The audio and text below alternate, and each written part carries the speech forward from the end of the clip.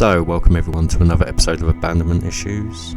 This house had been on my radar for quite a while, and we hit this during one of our last explores of the day.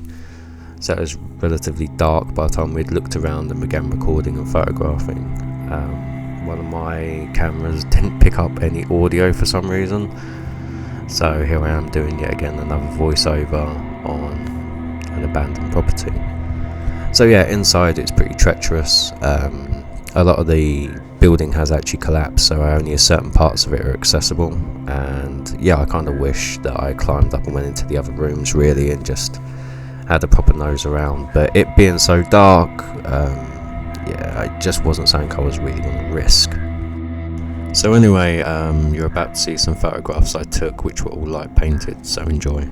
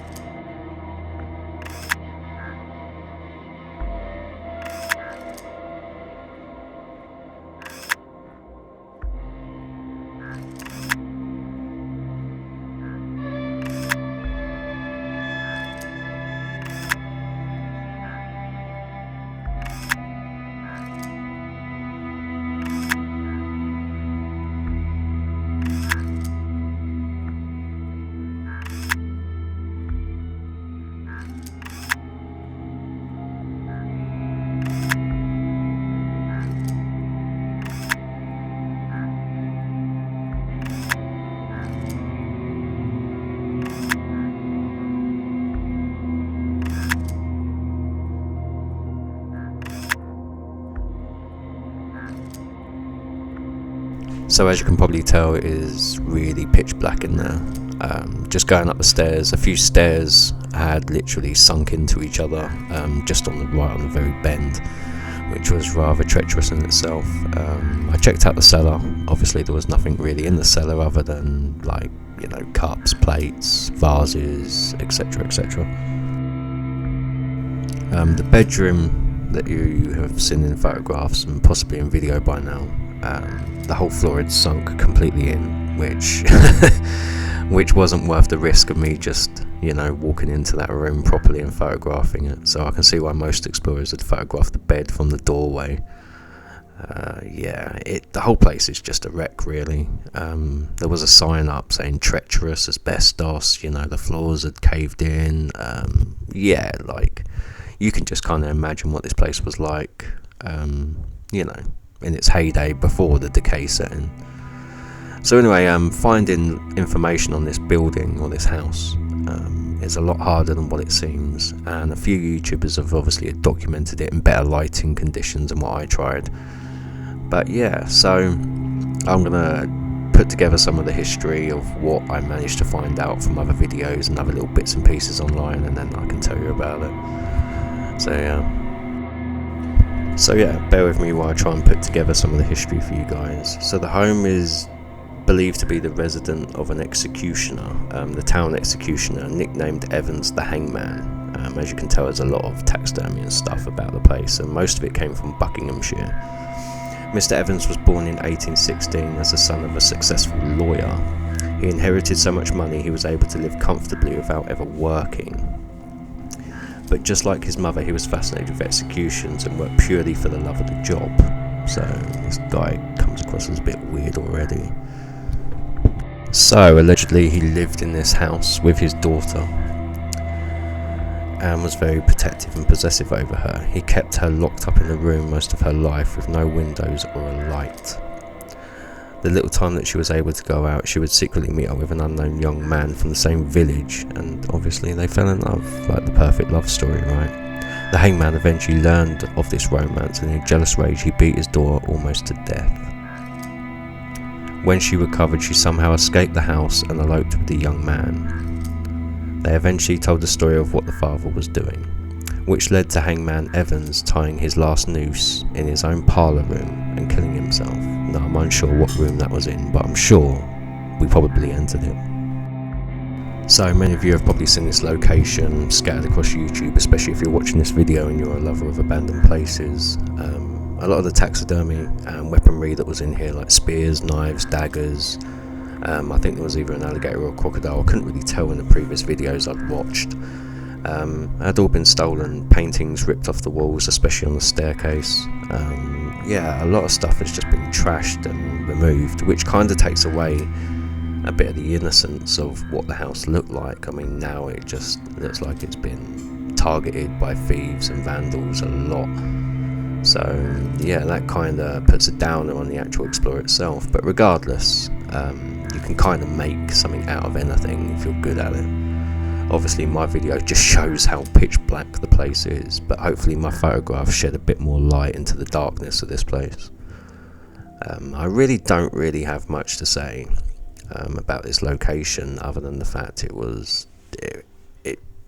certain places just give you a good vibe, other places give you a bad vibe. I mean, I've seen people do like these ghost hunt videos in this place trying to speak to the Hangman himself. Yeah, that's definitely not a bit of me, I'm afraid. But yeah, I just capture what I see and I try and tell a story through my photographs. So yeah, the place just seemed neutral. There was nothing off about the place. There was nothing weird, creepy about it.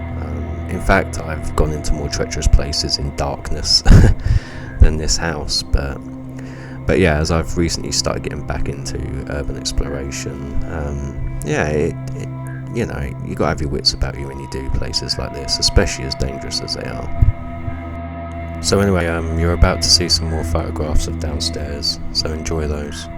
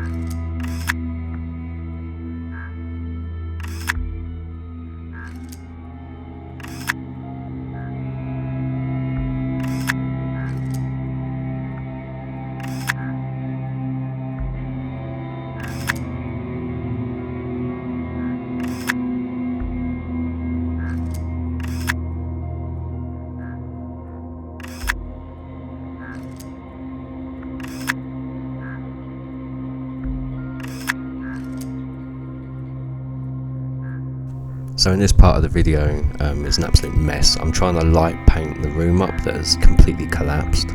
I'm trying to photograph some cutlery which still remains in its position, and yeah, it's just an absolute mess really. I mean, I was light painting on a tripod. It was getting caught up on the bits of wood that was on the floor and the beams. You know, it was just a complete and utter mess. But anyway, yeah, I do suggest if any explorers want to give this place a go, try and climb up to the other rooms, because obviously all the other rooms have been ransacked and like targeted by thieves and stuff. So if you can climb up there and get into the other rooms, I'm sure it'd be really interesting to find out what else remains. Because this house, despite, you know, me exploring it in the darkness, really did keep on giving of new things to photograph. Little trinkets, the kitchen especially. I wish I spent a bit more time in there, because that would have been a lot more nicer than me rushing around like I'm seeing in the video. Anyway, yeah, I just want to take this moment to say thanks everyone for obviously subscribing to my channel, just watching me on the road, photographing these places, and you know, just not being part of that community and doing my own thing. I really appreciate it. So yeah, thanks a lot for subscribing and, you know, just enjoying the videos. I do them for fun. I don't do it to make profit. I just do them for fun, and sometimes it works, sometimes it doesn't. Sadly, this video just looks like a mess. But anyway, yeah, if you do like the video, let me know down below or whatever, and yeah, I'll see you in the next one. The next video, I promise, will be a lot better than this darkness. So yeah, I'll see you in the next one. Thanks guys.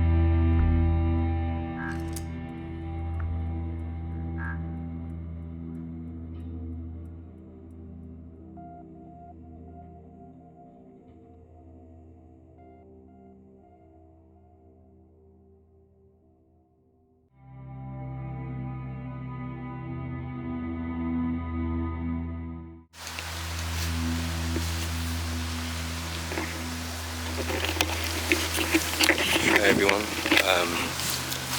Yeah, we literally have just been inside this house. We're currently waiting as there's a tractor nearby. We could be waiting a while, so yeah, this could be fun. So yeah, we're coming. Yeah. In what gate? That gateway, like I said, would be easy to get into. And we can't drop down without them seeing us. We'll wait. Hope you guys enjoy the video, and I'll see you in the next one.